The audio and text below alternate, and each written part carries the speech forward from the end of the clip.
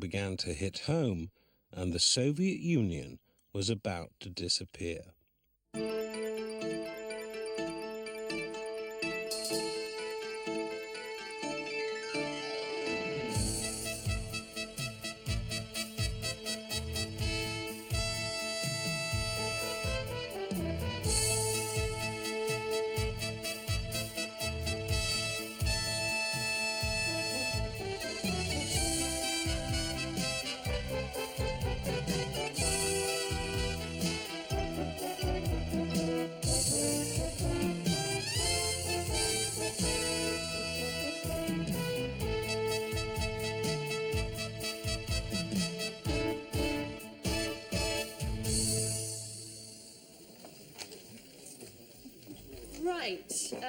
More reactions to the fact that 25% of 7-year-olds can't read. Oh, it's terrible, isn't it? Deborah could write by the time she was 5. I remember on her birthday, she spray canned "Die Scum" on our bedroom wall. Anyway, now look, I know we're all looking forward to this afternoon's Christmas party, but I'm sure I don't have to remind you we all have a lot of work still to do. Thank you. Just in, George. Reports of napalm being used in Yugoslavia. Dave, we are still working, so if you could please... Hi, George. Thank you. I do not want to miss... George, I have a quick word. I've received another letter from William Rees-Mogg, Broadcasting Standards Council. He'd like some ambiguities resolved concerning Damien's crushed orphans piece. I leave it in your safe hands, Goldie. This is all your fault, Damien. Oh, come on, George. It looked great, the interview with that victim. All that blood and tubes up her nose. She only had concussion. You stuck the tubes up her nose. And it looked great. Now, George, I'm going to need some time off next week as I'm helping in one of those Christmas shelters for the homeless. Oh, right. Well, of course we'll try and accommodate that. Yes, 3:25 to 3:30 Christmas Eve. Right, more on Russia's problems. They want to trade nuclear missiles for food. All right, well, I've got a few spare bags of sugar.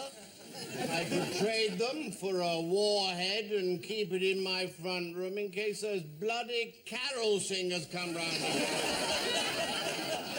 I'm getting nowhere here. All right, meeting over. You can all go and have your little Christmas party. God bless you, Mr. Scrooge. Well, I won't enjoy it. I can't even drink on these pills I'm taking. Well, one's not going to hurt me. They all hurt you, George. Even in small amounts. Alcohol causes headaches, loss of concentration, nervousness, depression. But I've had all those for months and I don't even drink. No, George. You don't get maudlin and self-pitying for another 2 hours yet if you've no respect for the traditions of Christmas parties. Here you are. I brought you all Christmas cards. Unlike her to be so thoughtful.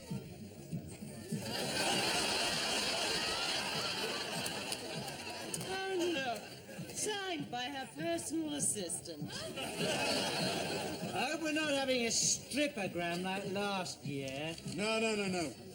Dave's organised a John Majoragram.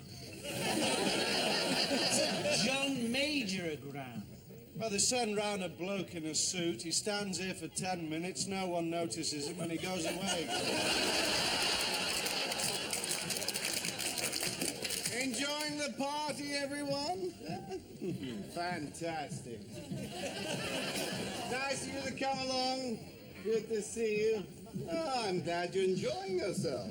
Not. Fantastic. All right, ladies and gentlemen, pray jam shut your jaundiced journalistic jaws and point your pissed peepers at the nearest TV for that annual highlight, the Christmas cock-ups tape. Thank you. And here, the Iraqis built a complex network of trenches, which...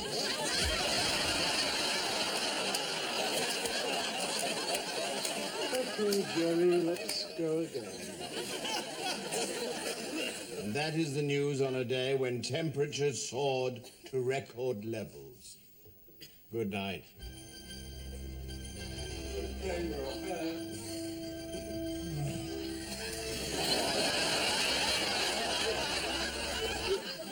George, it's not often I complain, but why have I been given the mad cow item? And it is in areas like this that the illegal security guards operate, with their strong-arm tactics, untrained personnel, and vicious attack dogs. We've already been thrown off their premises twice.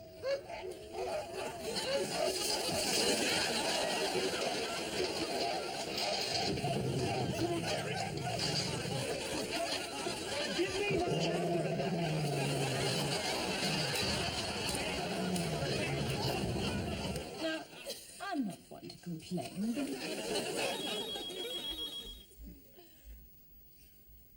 Sally, I think George wants you.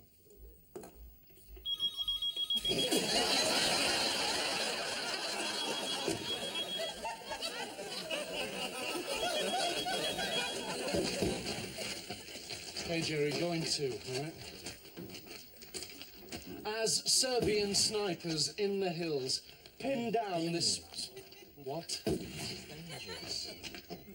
Don't be silly, Jerry. They couldn't hit an elephant from this distance.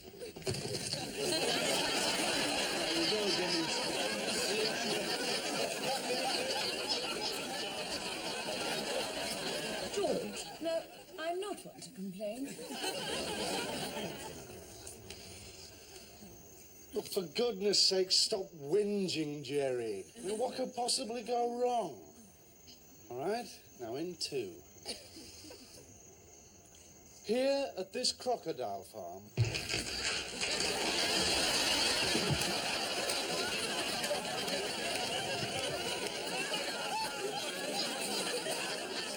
Now, I'm not one to complain, but to complain. Now, I'm not one to complain, but now I'm not one to complain.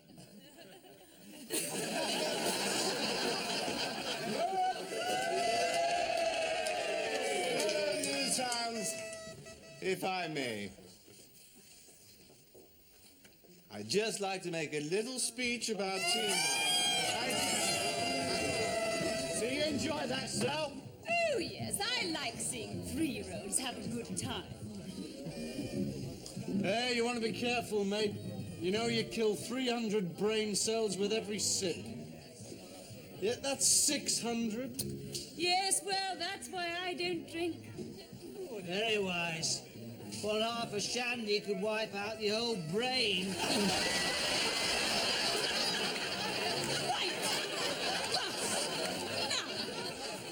Now, I'm not one to complain. I'm going home. Haven't we met somewhere before? Indeed we have. I thought so. And where was that? I'm the company nurse. Ah, yes, excuse me. How is that nasty little infection? It's much better. Nice to see you again. Remember, no sex till you're off the antibiotics. Soggy biscuit with salmonella pate. Thank you, but no. All right, Jerry.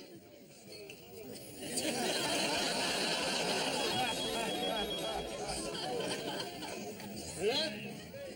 Globelink home for the terminally incontinent. George Dennis speaking. Ah. Hello, Mr. Rees-Mogg. Yes, well, of course, I'm sorry you feel like that. Well, I'm very worried about it, too. It's just that... All I can say is that I find it most disgusting. I expect a full meeting to be... Not very funny, Damien.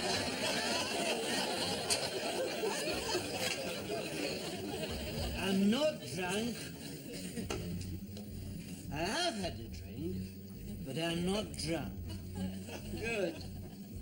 Because you can have a drink and be drunk, but I've had a drink because when you have a drink,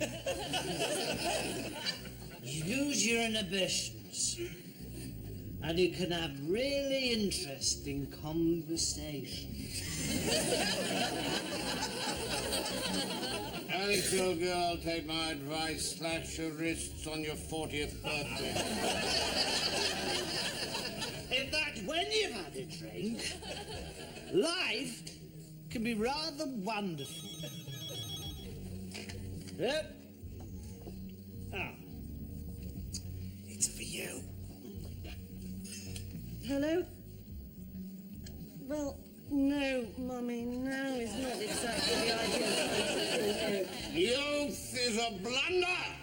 Manhood a struggle. Old age a regret. Yes, I know. Well, look, I'll bring that casserole dish back on Christmas Day, all right? Dead rat vol au vent. Oh, they look nice. You'll come and collect it tomorrow. Yeah, I'll bring it into the office. Alec! No, look, I've got to go now. Yes. Yes, of course, give my love to Squeaky. Alec! Who's Squeaky? A budgerigar, Henry. Oh, the budgie. That's sweet. I had a hamster once, but I stepped on him by mistake. Poor little Montague, I still miss him. He had a little brown patch over one eye. Coach, can we have a brief, to the point, on the ball conversation? Doubt it. Discipline, George. I have to say I was a little disappointed with the staff's attitude when I went to make my Christmas speech.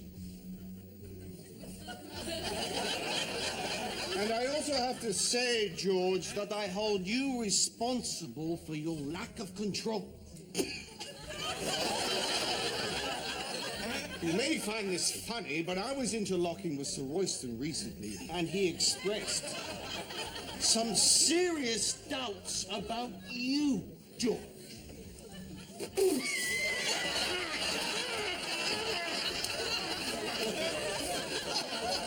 I'll speak to you tomorrow. Serious doubts? Ooh. Hello?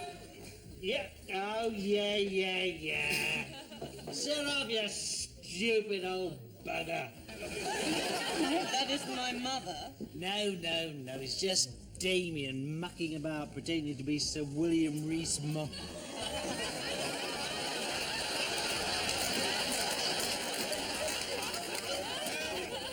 I suppose we're all hamsters in the great wheel of life. What do you want for Christmas, little girl? A Kalashnikov. Sod this for a lark. Buggered if I'm going to be the only one who's sober. Yes.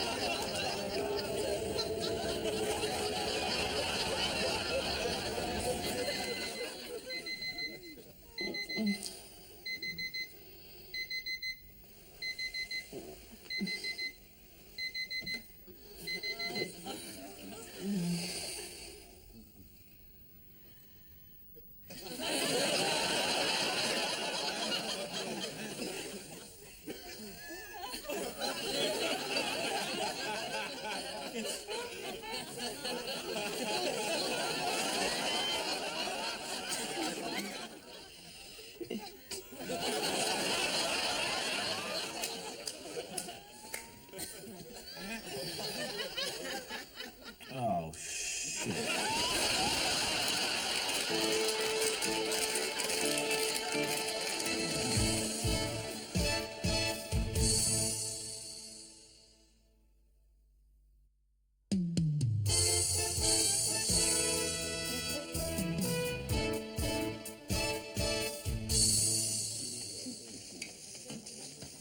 Fancy a bacon sandwich, Henry? I'm off up the canteen in a minute. Oh, no, thank you, Dave. I'm feeling a bit queasy and just the thought of anything greasy could set me off. I want to check this still of Kenneth Baker. Excuse me. Good morning. Morning, Alex. Morning, Dave. Let me say how much I've enjoyed walking around the block in the freezing cold for the last 10 minutes. We couldn't arrive together, could we? You didn't want everyone to find out. It's not. Like we said, let's just put it down as a horrific aberration. Earlier, you said a pleasant mistake. Did I? Well, something like that. Let's face it, we were both Hello, everyone! What a lovely morning it is! I hope nobody's got a hangover! Because, personally, I feel terrific. Who did Dante put in the first circle of hell beneath the atheists? The smug bastard, wasn't it? Henry, you know the office rules, no 14th century literary allusion before lunchtime. Alex Pates. Hi, Mum. Actually, no, I didn't bring the casserole dish in. Well, no, I stayed with a friend last night.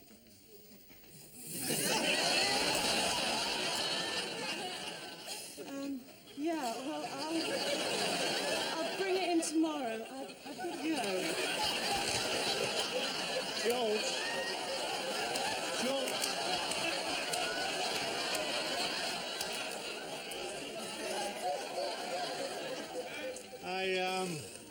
I noticed you and Alex left together last night. Yeah, we shared a cab. It's just that she said on the phone to her mum that she spent the night with a friend. No, Damien, we didn't, all right? I was only wondering. Yeah, silly idea, really. Why silly? Well, not silly, maybe, but pretty unlikely, isn't it? Well, I mean, because Alex is a very attractive, very successful woman. You saying she's too classy for me? No. Well, maybe just a bit.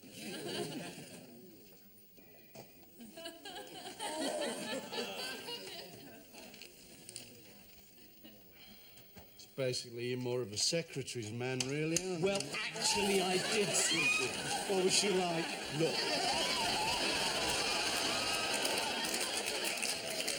I am not going to talk about this, all right? And I do not want you spreading it around. Hey, I'm a friend.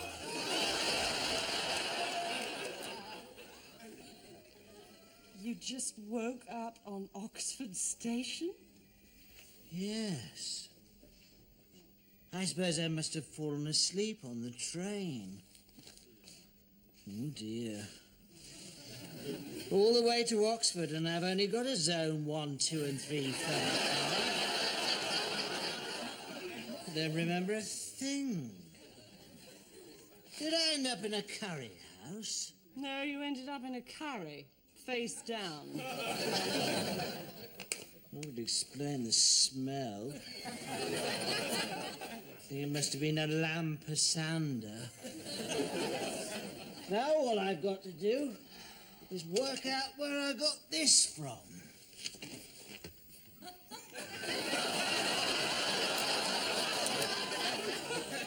I'll get you a coffee. Nice evening last night, Alex. It's all right, yes. Alex, did any of you use Lilburn minicabs last night? I don't recall, Gus. Oh, because I've had them on the phone complaining. Apparently 2 people ran off without paying. One was sick over the driver. And a red-haired gentleman made a number of obscene suggestions to the female receptionist. Disgusting. I'm going to hold an investigation. Quite right. So what was she like? Thanks, Damien. Thanks a lot. He winkled it out of me. Marks out of 10, Dave? And so did she. Look, I have nothing to say on this subject. Yeah, I tell you it was a disaster. It was not a disaster. I always knew she was frigid. She was fine. Oh, so it was you that couldn't manage it, eh? I was...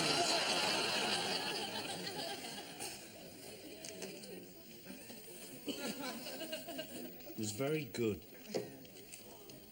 Horrendous, terrible, embarrassing. No, nobody had very good. You are running a sweepstake? We know that you usually do it, but we didn't think you'd want to. You know, I do remember going to the station now. And I think I was sick at some point. Ever a cab driver? No, definitely wasn't in a taxi cab. My trousers all frayed and oily. Listen up. I believe you were all in the Cyprus wine bar last night. I have just had a phone call from their manager. Not only did a red-haired gentleman make a number of obscene suggestions to one of their waitresses, but someone stole some signed photographs of famous clients.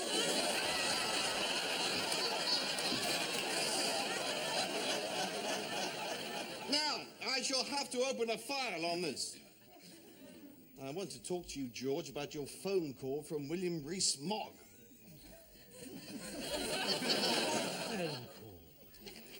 Latest on Maxwell's debts. Reckon the high street banks are going to have to write off $1.25 billion.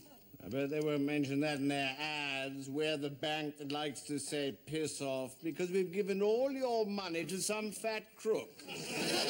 Right! Who threw up in my filing cabinet?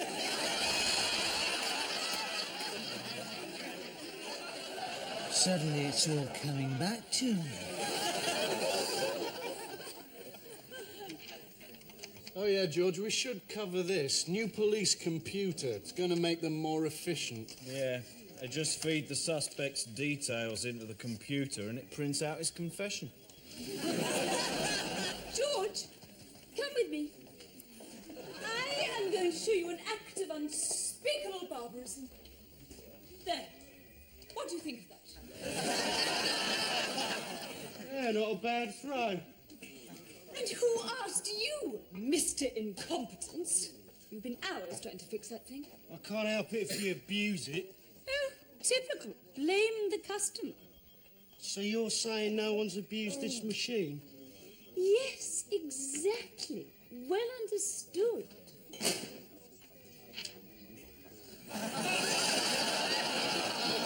Office party, was it? Happens a lot. Photocopiers don't like people sitting on them. Anybody you recognise, Sally? Alex, can I have a word? Something I feel I want to tell you. As a friend. Now, You know how thin the partition is between the ladies and the gents. Well, I just couldn't help overhearing Henry talking to, well, quite a lot of people, actually. He was saying how Dave claimed he'd slept with you.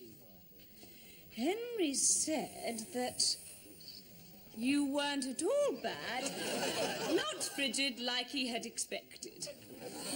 Well, that's something, eh? And apparently you went on top. Thank you, sir. What are friends for?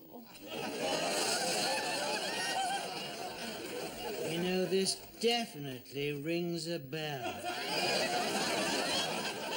I'm just worried she'll find out I blabbed. Oh, come on, who'd tell her? Yeah, you're right, no one. That'd be just downright vindictive. Exactly. Yeah. Yeah, there's no way she'd find out.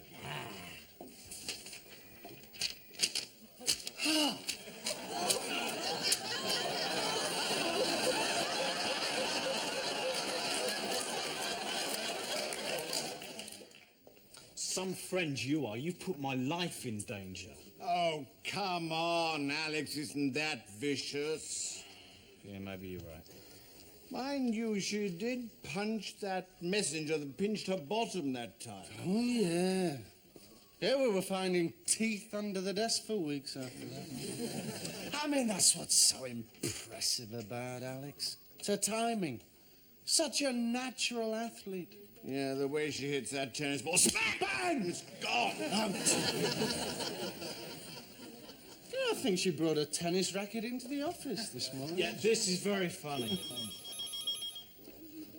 Hello? Oh, hello, Mrs. Pate. Yes, it's her. You're going to come into the office to pick up a casserole. Yes, I got that. No, I don't mind taking a message. Bye-bye, Mrs. Pates. Silly old cow. Alex, can we talk? No. Look, we're going to have to work together. Listen, Dave. We are mature professionals. And as such, we should be perfectly capable of handling these minor emotional upsets, right? Right. By the way, I've slashed your car tires. Right. Dave, would you mind leaving us a moment? Right. Alex, I just wanted a quick informal chat about a delicate matter of an intimate nature. About me sleeping with Dave. Well, it does seem to have caused a certain amount of disruption. Well, obviously, George, I bow to the judgment of the man who got appallingly drunk at the office party, ransacked a wine bar, fell asleep in a lamp sander, returned to the office, photocopied his arse, threw up in his boss's filing cabinet, and then mugged a 10-year-old and attempted to ride his BMX bike to the station. I tried to ride a bicycle? Yes. Oh, that explains it. The rips in my trousers and the oil stains. Now I remember everything. I can have your attention. This time, in this democratic village, which we call our workplace, I think it's sometimes a good idea for us to get together and share our problems. Like the problem of how we're going to pay the claims for compensation arising from the Christmas party. So, over to you, Coach. Actually, I'd like to make a staff announcement while everybody's gathered together, if that's okay. Of course. Right. Now, it may possibly have come to your attention that I slept with Dave after the office party. So I would just like to point out, in the interests of the public's right to know, that not only does he display all the sexual prowess of a panda, but he also has a very, very small penis. So, Should any woman in this office ever contemplate sleeping with Dave, even if she does possess a powerful magnifying glass, I would suggest that she avoids it like the plague. And I would just like to close by saying that getting completely legless and having a truly dreadful one-night stand with a sexually incompetent has undoubtedly been the most excruciatingly embarrassing moment of my life.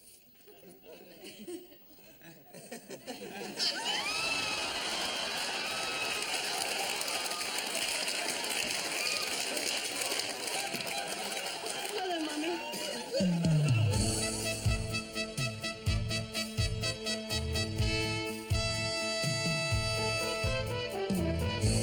What's this? More about Russian food shortages. Yeah, this whole crisis is going to end in carnage. Famine, massacres, hand-to-hand fighting. I can't wait. You know you're a very shallow person, Damien. The collapse of communism is a historic watershed. They're even going to remove Lenin's body from his mausoleum. Wonder what they'll do with him. They'll probably eat him.